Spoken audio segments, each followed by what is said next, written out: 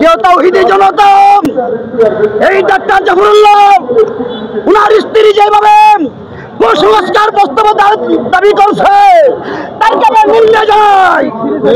তাওহীদি জনতা আপনাদেরকে জানাতে চাই, শাপলা চত্বর যেভাবে কায়েম হয়েছিল আরেকটা দ্বিতীয় শাপলা চত্বর কায়েম হবে। গাজওয়াতুল হিন্দ অতি সত্তর জন্য কষ্ট আছি আমরা।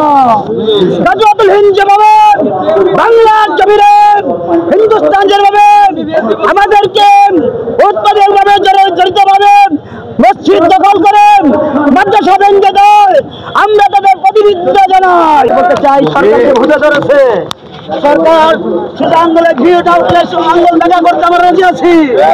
আমরা তাওহীদি জনতা আবার ঘুষে ওঠে দ্বিতীয়বার আবার শাপলা চত্বর হবে। গাজওয়াতুল হিন্দ থেকে আনছে ডাক্তার ইউনূস সাহেবকে বলতে চাই, আপনার ভদ্র মানুষ, আপনার শিক্ষিত সারা পৃথিবীতে আছে, আপনি শুধু আঙ্গুলে মুখ দিয়ে ওঠেন, তাহলে আঙ্গুল দেখা করতে